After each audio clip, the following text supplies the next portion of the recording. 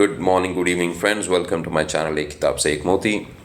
Today I'm going to read a few passages from this great book, Mahabharata, by C. Rajagopalachari. It's a translation of his Tamil book. Some of the translation, a portion of the translation has been done by C. Rajagopalachari himself, but some of the other portions have been translated by his companions and friends. He set out to translate the Mahabharata into Tamil. I mean, just some portions of the Mahabharata, and he did that first. So that is very popular as well. So he has translated the Mahabharata and the Ramayana into Tamil.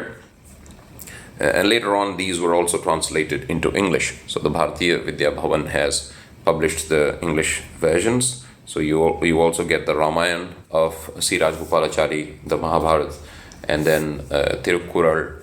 And he has also, I think, translated some of the portions of Meditations by Marcus Aurelius, the great, I think he was a Roman emperor, but I think he used to write in the Greek language.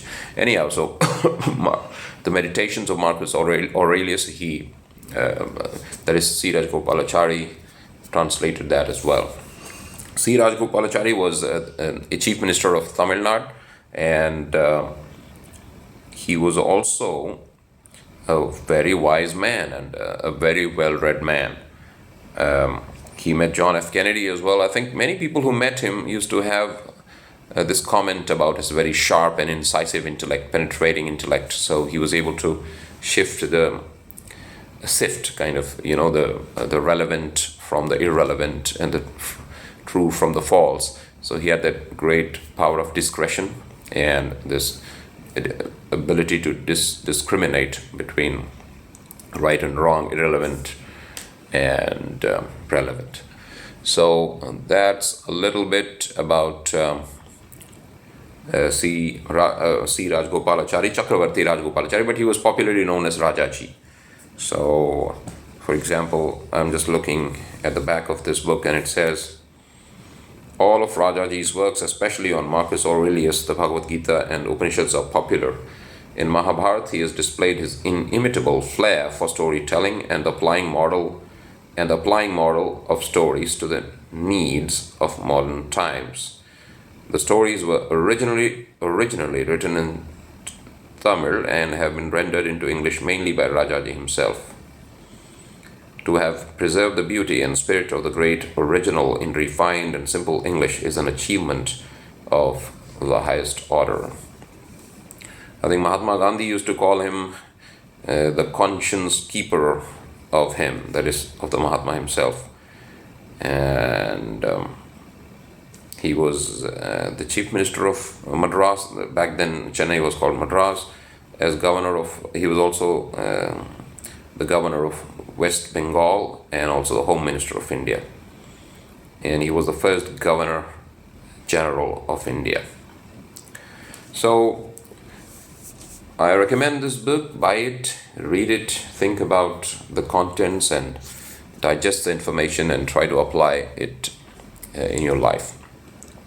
Now let's move on to the thing that I've chosen for today. Now it's a chapter of affliction is nothing new. So I can just skip some of the paragraphs and start reading the last few paragraphs, but that will not give you the proper context. So let me read almost the entire chapter. I'll skip certain portions if I feel like skipping them. Affliction is nothing new. Balaram and Krishna came with their retinue to the abode of the Pandavas in the forest. Deeply distressed by what he saw, Balaram said to Krishna, "O Krishna, it would seem that virtue and wickedness bear contrary fruit in this life. For see, the wicked Duryodhana is ruling his kingdom, clad in silk and gold, while the virtuous Yudhishthira lives in the forest, wearing the bark of trees. Seeing such unmerited prosperity and undeserved privation, men have lost their faith in God." So now this is an analysis of why some people lose faith in God. That is, seeing such unmerited prosperity. We might feel that, some people are getting a lot of wealth and they are becoming prosperous, although they don't deserve it. And then the other thing is an undeserved privation, and people who are virtuous and men and women of good conduct seem to be living in poverty. Now, it doesn't always happen, but it does happen sometimes. That might dishearten and discourage some people. Seeing such unmerited prosperity and undeserved privation, men have lost their faith in God. The praise of virtue in the Shastras seems mere mummery when we see the actual results of good and evil in this world. How will Dhritarashtra justify his conduct and defend himself when he is face to face with the god of death? Even the mountains and the earth weep at the sight of the blameless Pandavas dwelling in the forests with the blessed Draupadi born from the sacrificial fire. Now listen to the English as well. And the words have been chosen in a very thoughtful and careful manner. So you'll improve your English as well when you read some of the books of Rajaji, that is C. Rajagopalachari. Satyaki, who was seated near, said, "O Balaram, this is no time for lamenting. Should we wait till Yudhishthira asks us to do our duty by the Pandavas? While you and Krishna and all other relations are living, why should the Pandavas waste their precious years in the forest? Let us collect our forces and attack Duryodhan with the army of the Vrishnis." Now, Vrishni, was the army, the Vrishni clan, right? Sri Krishna belonged to the Vrishni clan. That's why one of his name is Varshneya. In Sanskrit, you have these transformations, right? When you modify a word. And for example, Dasharathi, Pandu, Pandav. So similarly, Vrishni, Varshneya. So that is one of Sri Krishna's name. Let us collect our forces and attack Duryodhan with the army of the Vrishnis. We are surely strong enough to destroy the Kauravas. Why? Kuru, from Kuru you get Kaurav. Why? Where is the need to foil Karna's vaunted archery and cut off his head? Let us kill Duryodhana and his adherents in the battlefield and hand over the kingdom to Abhimanyu. If the Pandavas wish to keep their word and stay in the forest, this is good for them and befits us as men of valor. Vasudev, who was listening carefully to the speech, said, "What you say is true, but the Pandavas would not like to receive from the hands of others what they have not won by their own efforts." Again, here is a lesson. You'll see all these gems scattered in the books of C. Rajagopalachari, as that's because the gems and the pearls are scattered in our great religious books, religious and spiritual books. That's why it's so important to read and contemplate on the messages, on the actual verses of the Mahabharata and the Ramayana. Receive from the hands of others what they have not won by their own efforts. Draupadi, for one, born of a heroic race as she is, would not hear of it. Yudhishthira will never give up the path of righteousness for love or fear. When the stipulated period of exile is over, the kings of Panchal, Kekaya and Chedi. Now, I don't know because it's written in English, so I don't know what's the original pronunciation. Is it Chedi or Chedi? I don't know. And Chedi and ourselves will unite our forces to help the Pandavas to conquer their enemies. Yudhishthira was delighted at these words of Krishna. "Sri Krishna knows my mind," said he. Truth is greater than power or prosperity and has to be guarded at all costs, and not the kingdom. When he wants us to fight, he shall find us ready. The heroes of the Vrishni race may now return with the certainty that we shall meet again when the time is ripe. With these words, Yudhishthira gave them leave to return. Arjuna was still away in the Himalayas, and Bhima's anxiety and impatience became well nigh insupportable. He said to Yudhishthira, now there is a dialogue between Bhima and Yudhishthira. "You know that our life depends on Arjuna. He has been very long away, and we have had no tidings of him. If he should be lost to us, then neither the king of Panchal, nor Satyaki, nor even Sri Krishna can save us. And I, for one, cannot survive that loss. All this we owe to that mad game of dice, our sorrows and sufferings, as well as the growing strength of our foes. To be dwelling in the forest is not the duty enjoined on a Kshatriya. We should immediately recall Arjuna and wage war with the sons of Dhritarashtra. With the help of Sri Krishna, I shall be satisfied only when the wicked Shakuni, Karna and Duryodhan are slain. After this clear duty is done, you may, if you like, return to the forest and live a life of asceticism. It is not a sin to kill by stratagem an enemy who has resorted resorted to stratagem. I've heard that the Atharvana Veda has incantations which can compress time and reduce its span. If we could, by such means, squeeze 13 years into 13 days, we would be perfectly justified in doing so. And you will permit me on the 14th day to kill Duryodhan. Hearing these words of Bhima, Dharmaputra affectionately embraced him and sought to restrain his impetuosity. Now, I'm a bit unsure of this pronunciation. Impetuosity.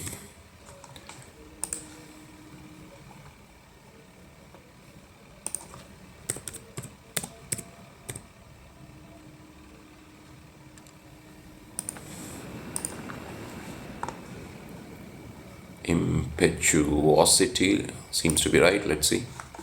Impetuosity. Okay, the quality or condition of being impetuous, an impetuous act. So what's impetuous? I think it's like being arrogant, if I'm not wrong. Let's see. Impetuous.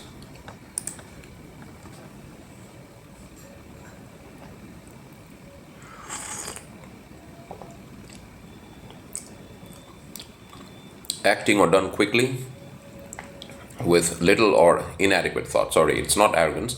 It's acting or done quickly with little or inadequate thought.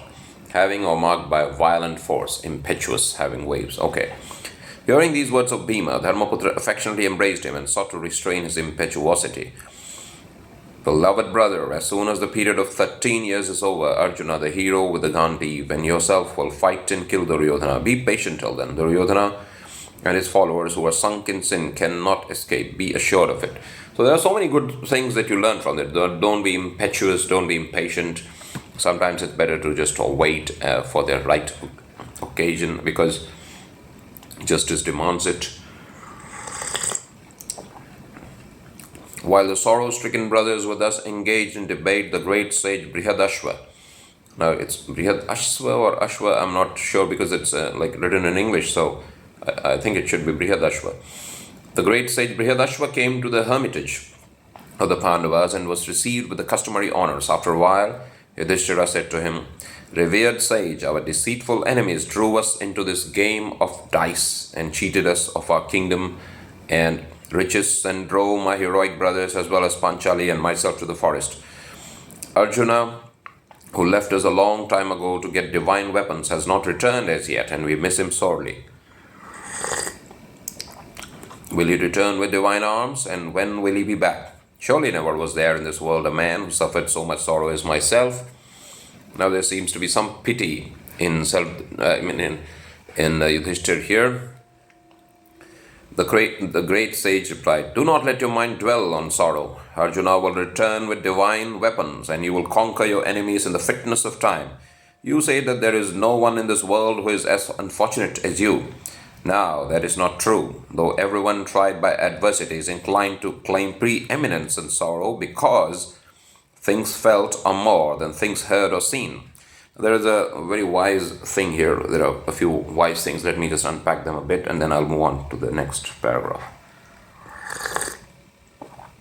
One thing is, what the sage is saying or requesting Yudhishthira to do is, or suggesting that Yudhishthira do, is this.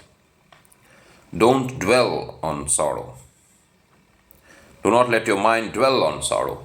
So the mind is the main thing. Actually, if you see, the same event can trouble one person and can activate the greatness within of a person. That's because the way our mind is functioning in that situation, not because of any physical difference. So I'll just come to that in a moment. Say, for example,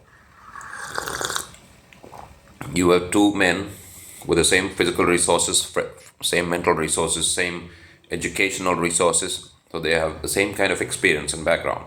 But any challenging situation, right, may bring out the functioning of the mind and may reveal their weakness or their strength. So all these troubling situations, right, actually reveal the way our mind is functioning. So they are a kind of self-revelation, I would say. So when troubles come, it's better to do some analysis of our minds, because then we'll see are we just constantly dwelling on the problem? Then there's something wrong with the way our mind is functioning. Our mind has not been designed to dwell on problems and worries.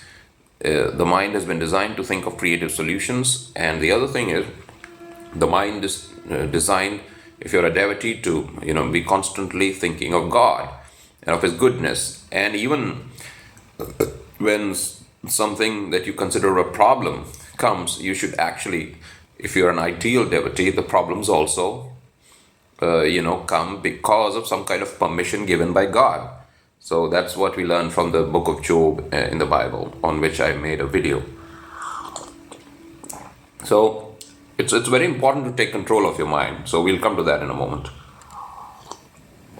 The second thing that the sage mentions is the personal feeling of our personal problems. When we read about the problems of Sri Ram in the Ramayana, or the problems of the Pandavas in the Mahabharata, they seem a bit theoretical to us. I mean, we may watch them happen on screen, on the television, and but we consider these to be remote events. We are not personally affected by them, although there might be some emotion that surges within us when we read about the trouble and the pain of Sri Ram and of the Kauravas. But when such things happen to us, the impact is quite real, and then we feel there is a saying in English, I think, when the rubber meets the road. So when there is a real road testing of our attitude, that's when the self-revelation happens, and then we treat our problems more seriously, or in fact we think that the problems that we are facing are far greater than anyone else has faced ever. But that is not true. I mean, just imagine if someone faces the kind of problems that Sri Ram had to go through, or the Pandavas had to go through in jungle 12 years and then 1 year of Agyatwas, I think, where they had to live in hiding, and so that no one was able to identify them. So what I'm trying to say is, look at the gems that are gushing forth from the mouth of this great sage Brihadashvan. You say that there is no one in this world who is as unfortunate as you? Now, that is not true. Though everyone tried by adversity is inclined to claim preeminence in sorrow, because things felt are more than things heard or seen. Have you heard of King Nala of Nishad? He suffered more sorrows than yourself even in the forest. He was deceived by Pushkar at a game of dice. He lost his wealth and kingdom and had to go in exile to the forest. Less fortunate than you, he had not with him his brothers or brahmanas. The influence of Kali, the spirit of the dark age, deprived him of his discrimination and good sense, and not knowing what he was doing, he deserted his wife who had accompanied him and wandered about in the forest, solitary and almost mad. Now compare your state with his. You have the company of your heroic brothers and devoted wife, and are supported by a few learned brahmanas in your adversity. Your mind is sound and steady. Self-pity is natural, but you are really not so badly off. So the other thing is that when problems happen, just think that there are greater problems that others have faced, and so you need not self-pity at all. The sage then narrated the life of Nala, which constitutes 28 chapters of the great epic. Now, that's why this is an abbreviation or just a summary of the Mahabharata. So many things have been skipped. The sage then narrated the life of Nala, which constitutes 28 chapters of the great epic. The sage concluded with these words: O Pandava, Nala was tried by sorrows more agonizing than yours. Yet he triumphed over them all, and his life ended happily. O Pandava, Nala was tried by sorrows more agonizing than yours. Yet he triumphed over them all, and his life ended happily. You have the alleviations of unclouded intellect and the society of your nearest and dearest. You spend much of your time in exalted contemplation of dharma and in holy converse with Brahmanas who are learned in the Vedas and Vedantas. Bear your trials and tribulations with fortitude, for they are the lot of man and not peculiar to you. Thus did the sage Brihadashva console Yudhishthira. Now let me read the last paragraph again and just focus on some of the things that I may have just missed now. O Pandava, Nala was tried by sorrows more agonizing than yours, yet he triumphed over them all and his life ended happily. So the troubles that Nala faced were greater than greater than those of Yudhishthira. Those that Yudhishthira faced were kind of milder problems compared to the problems of Nala. Sage Brihadashva is encouraging Yudhishthira that if Nala was able to triumph over them and his life ended happily, then why should you be discouraged? So that's what we can tell someone whom we meet who is in problems, that there were men and women who faced greater problems than them, and later on they emerged victorious from that problem. So